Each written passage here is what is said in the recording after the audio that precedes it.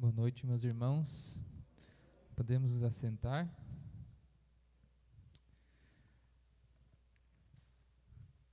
Tá frio ou não? O Espírito Santo deu uma melhorada, né? Hoje eu não vim de touca. Semana passada eu vim. Mas hoje eu não vim e acho que eu me arrependi de não ter vindo. Mas enfim, estamos aqui, né? Que nem diz o Padre Mário, faça chuva ou faça praia, né? Ele fala, ou frio. No nosso caso é faça calor ou frio, né? Meus irmãos, nós estamos aqui nessa noite, mais uma reunião de oração, onde nós já clamamos o Espírito Santo sobre nós. E eu pergunto para vocês, agora é uma pergunta bem, você pode dizer assim, nossa, mas que pergunta mais sem nexo, né? Mas eu quero perguntar para você, você é católico, sim ou não? Ixi, vamos lá, de novo. Você é católico, sim ou não? O que te faz ser um católico? O que você acha que te faz ser uma pessoa católica? Porque você é batizado na igreja católica? Isso? Só isso? Sou batizado na igreja católica, agora sou católico. É isso que nos faz católicos? Ó, um ponto. É um pouquinho mais além da participação. Também. Mas é um pouquinho mais além. Sim, faz parte, ter fé. Mas o que nos leva a ser católicos apostólicos romanos? Além da participação, além da fé, além de... Quase isso. Porque nós estamos em algo que Jesus nos deu. É um presente que Jesus nos deixou. Nós estamos incluídos em algo que Jesus nos deixou. Isso nos faz ser católicos. Além de participar, além de ter fé, acreditar na igreja, fazer aquilo que a igreja nos pede, ser católico é participar de algo que Cristo sonhou para nós. Jesus, ele não só sonhou com a igreja católica, mas também fundou ela. Nós podemos trazer na nossa memória no último domingo, né? Festa de São Pedro e São Paulo, apóstolos, onde no Evangelho era retratado a nós uma passagem que tem tudo a ver com a nossa reflexão de hoje, com a nossa partilha de hoje. Em que eu poderia dizer que seria também uma outra festa, junto com a de São Pedro e São Paulo. É a festa da instituição da nossa igreja, onde Jesus chega para Pedro e diz: Simão, filho de Jonas, tu és Pedro, e sobre essa pedra eu estou construindo hoje a minha igreja.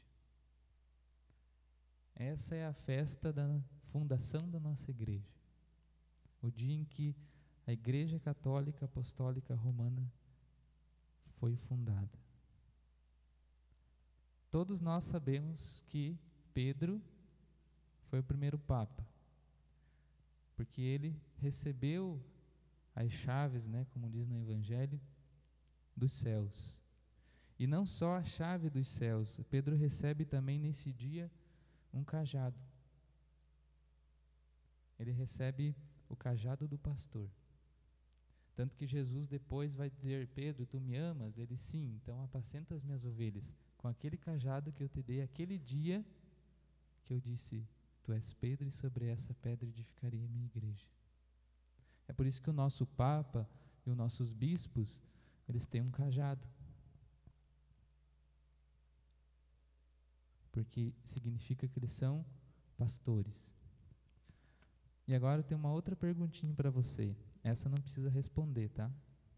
Guarda no teu coração. Você tem rezado pela tua igreja?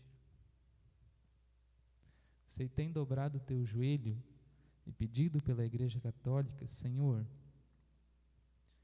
eu venho te pedir que o Senhor cuide da igreja. Você tem feito isso? Corriqueiramente? Você tem pedido a intercessão dos santos de Nossa Senhora pela igreja na qual você participa? Na qual você foi batizado? Na qual você acredita?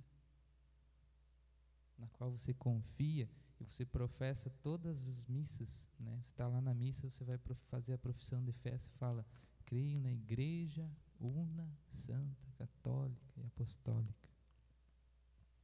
Mas você tem rezado por ela?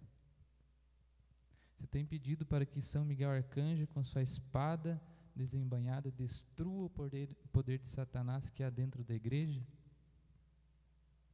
Você tem se levantado em intercessão diante do Santíssimo quando você está dentro de uma igreja e tem pedido para o Senhor: Senhor, livra a nossa igreja das máculas do demônio?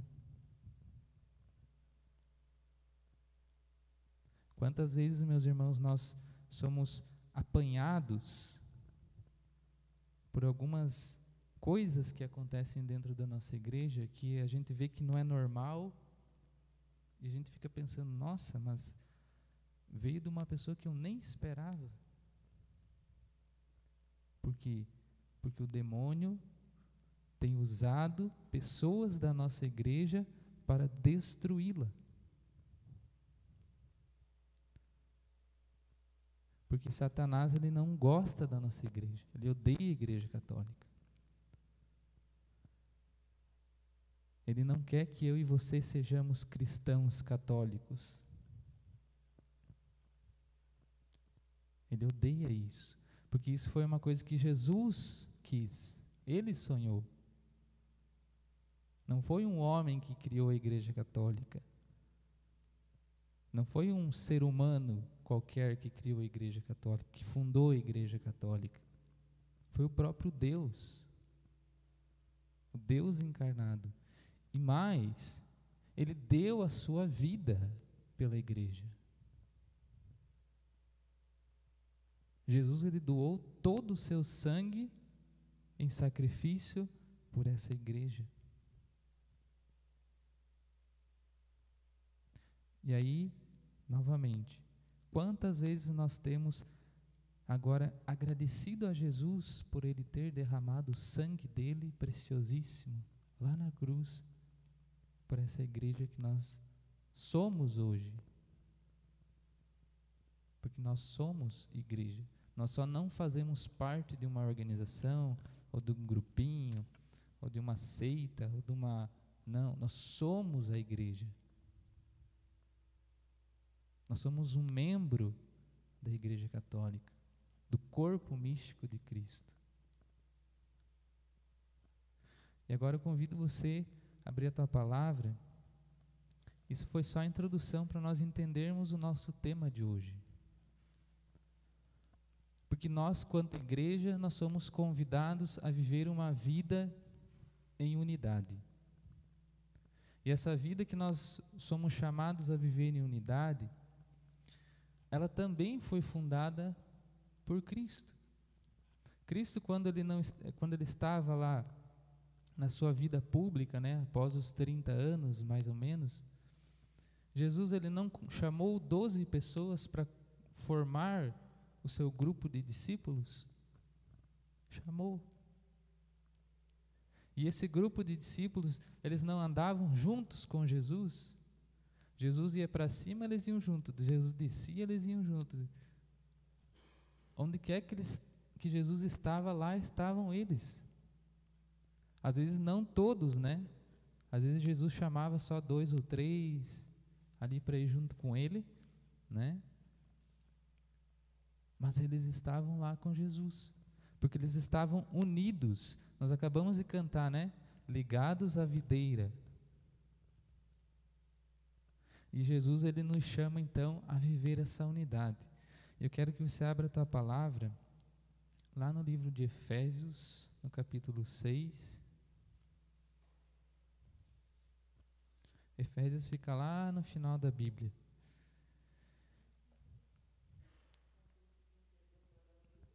Efésios.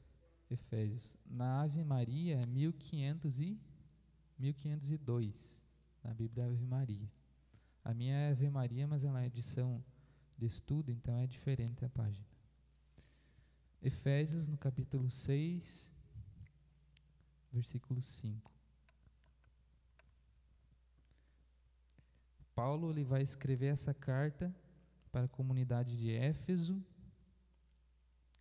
e como título dessa carta ele vai escrever assim: amor mútuo. Vocês sabem que a nossa igreja católica ela é uma igreja que o próprio nome já fala por si só, né, que é uma igreja universal, né? Que é a igreja que une o mundo inteiro. E por que ela é chamada de católica? Por que ela é chamada de igreja universal? Por causa justamente desta palavra aqui. Por causa do amor mútuo que Paulo vem falar para a comunidade de Éfeso, e que hoje nós podemos também ter acesso a essa carta, a essa instrução. Então, Efésios no capítulo 6, versículo 5.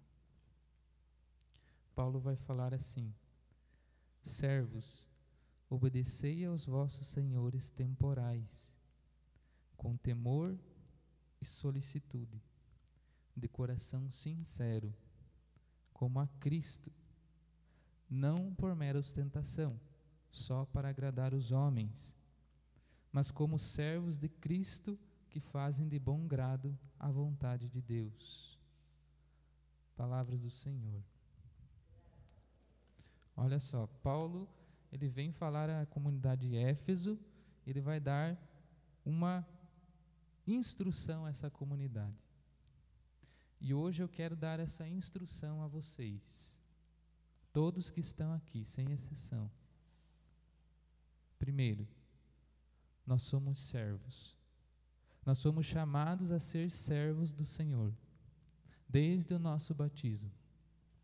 Porque, como eu falei, a Igreja Católica ela foi fundada por Cristo, e Cristo nos ensinou lá na Quinta-feira Santa, quando Ele institui a Eucaristia, que nós devemos servir.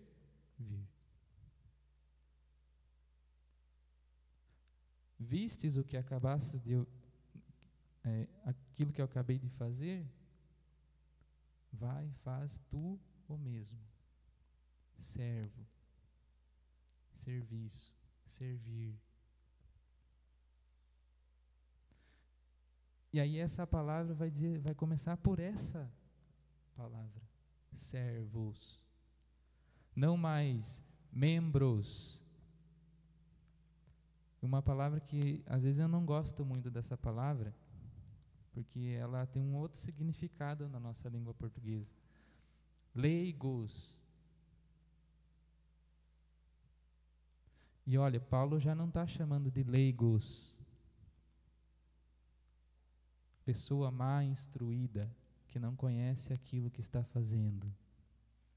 Ele está chamando o povo de servos. Pessoas que têm uma instrução para servir. E hoje ele está dizendo isso para nós. Servos, obedecei aos vossos senhores temporais. Quem são os nossos senhores temporais? Nosso bispo, o nosso papa, o nosso padre, o nosso coordenador da pastoral, nosso coordenador do grupo de oração, nosso coordenador do ministério, o coordenador diocesano, coordenador estadual, coordenador do Conselho Nacional. Esses são os senhores temporais que Paulo está falando. E por que são senhores temporais? Porque essas pessoas, eles foram constituídas em dignidade por um determinado tempo. O Papa vai ficar para sempre como Papa, sim ou não? Não, um dia ele vai morrer. E vai vir outro no lugar dele. Assim como aconteceu agora, né, recentemente, que a gente viu isso com os nossos olhos. Eu, na minha vida, vi 2 vezes isso acontecer. Quando morreu o Papa São João Paulo II e agora quando morreu o Papa Francisco. E uma terceira vez, aí o Papa não morreu, ele renunciou, foi o Bento XVI. Só que o Bento XVI continuou sendo Papa. Ele não deixou de ser Papa. Só porque ele era emérito, ele não estava em atividade. Agora, quando o Bento XVI morreu, ele deixou de ser Papa. Porque o Espírito Santo, ele escolhe as pessoas por um determinado tempo. Deus escolheu Abraão por um tempo. Depois Isaac, depois veio Jacó. Quando ele chamou Moisés, ele disse: Moisés, você vai lá resgatar o povo do Egito, vai trazer para a terra prometida. E acabou.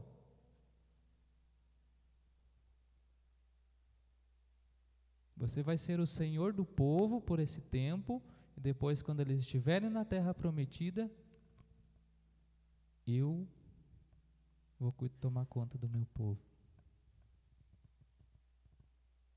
Infelizmente, Moisés não conseguiu levar o povo até a terra prometida.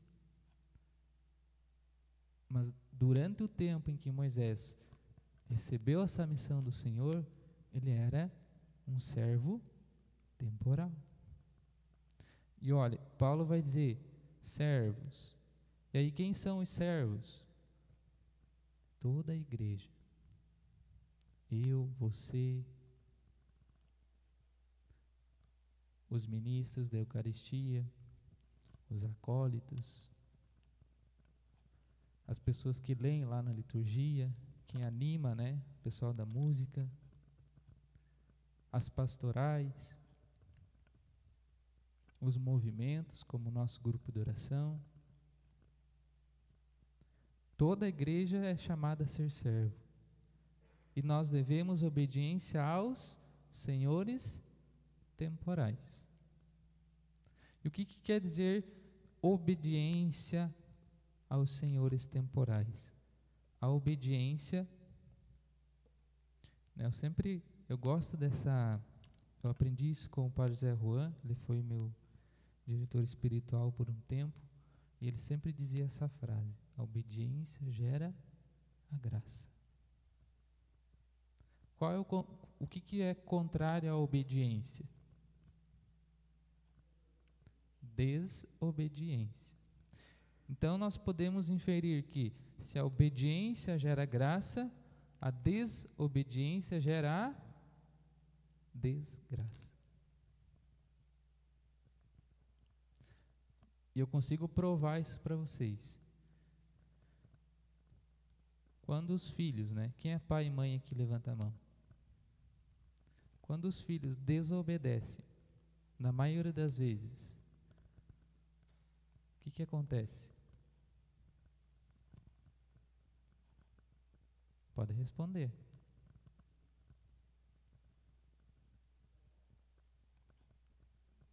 O que acontece quando um filho desobedece? O que acontece com o filho? Geralmente ele quebra a cara, né? Alguma coisinha, alguma desgracinha acontece porque ele desobedeceu. Porque o que Paulo está dizendo aqui para nós começa pela nossa casa, pela nossa família, pelo nosso lar. Dificilmente a pessoa que não obedeceu os seus pais vai conseguir obedecer o seu chefe, vai conseguir obedecer o padre da sua paróquia, vai conseguir obedecer o bispo da sua diocese, muito menos o Papa que está lá em Roma. E eu não estou nem aí para o Papa, porque ele está lá e eu estou aqui.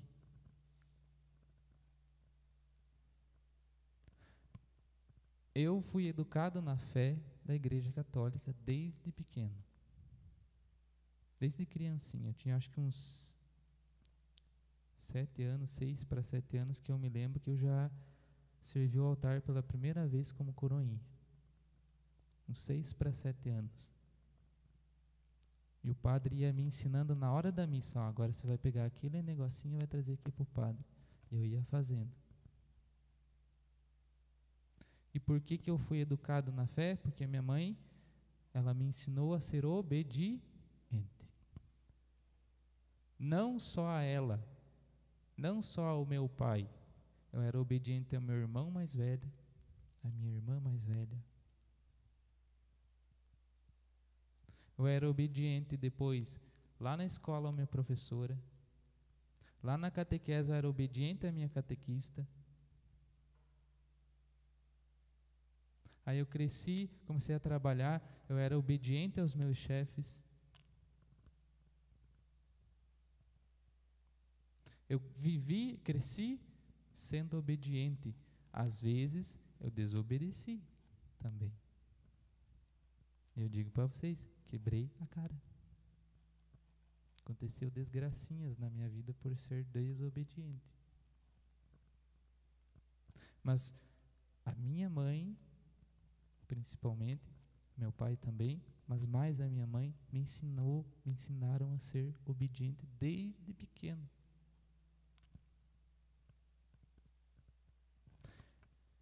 E se a obediência gera graça na nossa vida, significa que todas as vezes que uma pessoa me pede para eu fazer alguma coisa e eu faço para ela, vai vir uma graça do céu para mim? Sim ou não?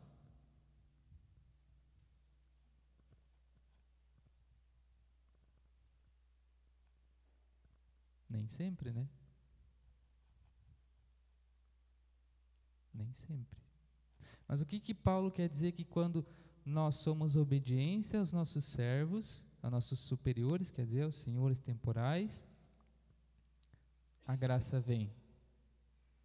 Quer dizer que nós devemos ser obedientes às pessoas constituídas em dignidade. Então, não é qualquer pessoa que nós vamos obedecer que a graça vai vir. São aquelas as quais Deus designou com dignidade a ser Senhor daquele tempo. Então, meus irmãos, a palavra de Deus é clara para nós. Talvez nem precisaria estar aqui pregando para vocês, porque ela é claríssima. Paulo vai destacar: servir com dedicação como servos do Senhor e não dos homens. Não são homens, são senhores. Ah, não obedeço o padre da minha paróquia porque ele é pecador igual eu e eu sei mais que ele. Então eu não vou obedecer o que ele fala, eu vou fazer por conta própria, porque eu acho que é assim e não assado. Porque ele é um homem como qualquer outro. Tudo bem. Mas Paulo vai falar que não, que ele não é um homem como qualquer outro. Ele é uma pessoa constituída em dignidade.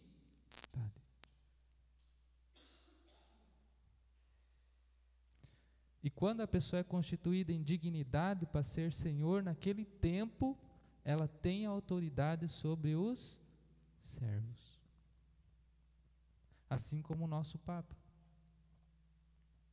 Por isso que eu perguntei para vocês no início dessa reflexão: vocês têm rezado pela nossa igreja?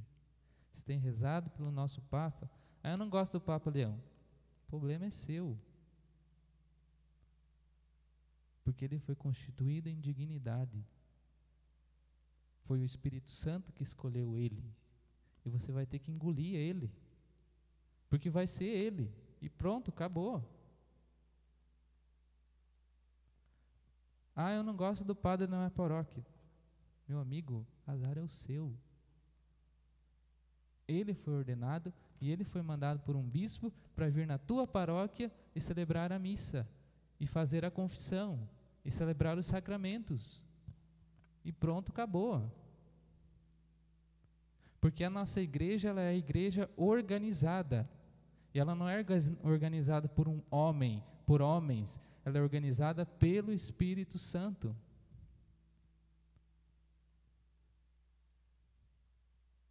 Agora eu vou abrir um parênteses. Tem coisas que o padre fala e eu não gosto, eu não concordo? Sim. Tem coisas que o padre fala que eu não concordo. Tem coisa que o bispo fala que eu não concordo? Sim. Tem coisa que o Papa fala que eu também não concordo. Porque nós não somos obrigados a concordar com tudo que as pessoas falam. Fecha o parênteses. Agora, desobedecer é diferente. Não concordar é uma coisa, desobedecer é outra. Se o Papa proclamou o dogma, se o Papa foi lá, proclamou um dogma, eu tenho que obedecer esse dogma e acreditar naquilo que o Papa falou. Vou dar um exemplo. O Papa João Paulo II proclamou o dogma da Imaculada Conceição. Eu sou obrigado, quanto católico, a acreditar que Maria foi concebida sem pecado? Sim ou não? Sim. Obrigado a acreditar, porque é um dogma. E quando o Papa proclama um dogma, ele senta na cátedra de São João do Latrão. Ele vai sentar lá na cátedra e vai falar assim: eu estou proclamando através dessa bula o dogma da Imaculada Conceição. Pronto, acabou. É como se tivesse Pedro lá falando. Agora, o Papa não está na cátedra sentado proclamando um dogma. Eu não preciso acreditar em tudo que ele fala e concordar. Mas, além disso, nós como igreja temos que ser observantes àquilo que diz respeito às coisas que os senhores temporais nos falam, com coração sincero e solicitude. O que significa solicitude? Ser solícito. Baixar a orelha e aceitar. Certo? E por que nós estamos trazendo essa palavra hoje? Um tema, vida em comunidade. Porque muitas vezes, meus irmãos, nós somos colocados, já estou quase concluindo, tá? Nós somos colocados contra a parede às vezes, por certas questões que acontecem dentro da igreja.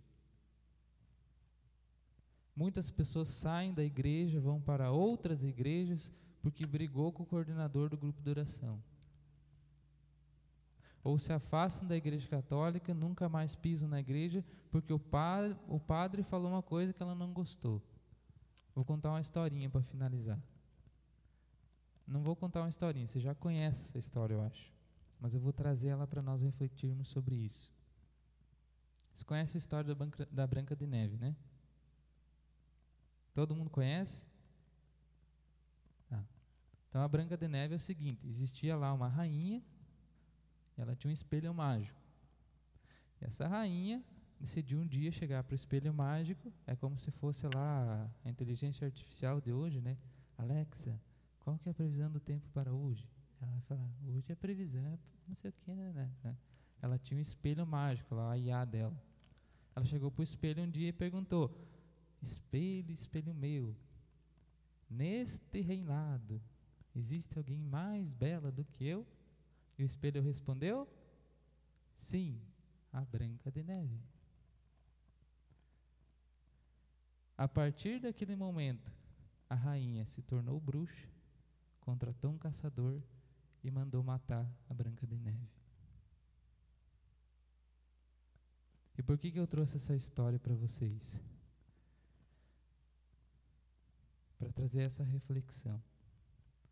O que nós vamos nos tornar quando alguém falar alguma coisa que nós não gostamos? ou quando alguém falar uma coisa que nós não queremos ouvir? O que nós vamos nos tornar a partir disso? O padre falou uma coisa que eu não gostei de ouvir na homilia da missa. Eu tenho que virar bruxa, contratar um caçador e mandar matar o padre? Tem pessoa que faz isso.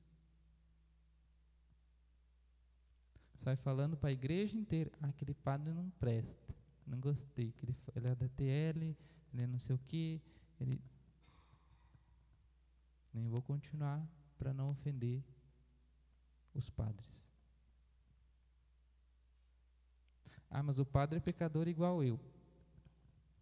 Tudo bem, no momento que ele está celebrando a missa, entendendo a confissão, ou exercendo algum sacramento dentro da igreja, ele está fazendo em persona Christi. Ele é o Cristo ali naquele momento. Ele não é um ser humano qualquer como eu e você. Como dizia o Padre Léo, comedor de couve. Ele é a pessoa que representa o Cristo. Você querendo ou não. Então, quando nós colocamos aquilo que é desgraça da pessoa a público, nós estamos antecedendo a desobediência. Nós estamos pegando a desgraça da pessoa. Esse padre aqui é da Teologia da Libertação. Vamos colocar lá na arena e vamos mandar enforcar na frente de todo mundo, para todo mundo ver, e esse padre nunca mais falar aquilo que ele tem falado, como sempre. Desculpa, meus irmãos, isso não é atitude de cristão católico. Se eu não concordo com alguma coisa que o padre fala, beleza, fechou a missa, porque a missa ainda continua, o padre falando bobeira ou não, é uma missa. O que eu faço? Recebo a benção, volto para casa. Aí, se eu quiser ouvir o que o Frei Gilson fala sobre aquela palavra, eu vou pegar um vídeo do Frei Gilson e vou escutar o vídeo do Frei Gilson. Se eu gosto do Padre Paulo Ricardo, eu vou pegar um vídeo do Padre Paulo Ricardo explicando aquele evangelho e vou ver o vídeo do Padre Paulo Ricardo. Simples assim. Não precisa condenar o padre.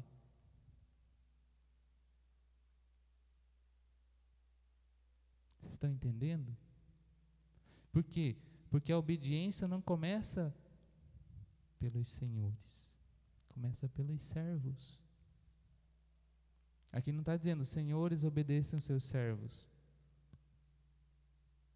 É o contrário. E eu e você, perante qualquer sacerdote, qualquer bispo, qualquer coordenador de qualquer pastoral e ministério e grupo de oração, somos servos. Eu estou na coordenação do grupo de oração, já vai fazer 4 anos. Ano que vem acabou meu tempo. Vai vir outra pessoa como coordenador deste grupo. E eu, Lucas, vou ser um servo do grupo, continuar sendo um servo do grupo de oração, e eu vou ter que obedecer a pessoa que entrar no meu lugar. Porque a igreja é assim. A renovação carismática é assim. O nosso coordenador diocesano, ele coordena a diocese, mas ele participa de um grupo de oração. E lá no grupo de oração dele tem um coordenador daquele grupo de oração.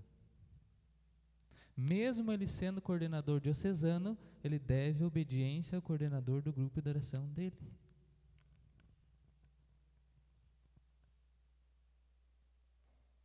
Porque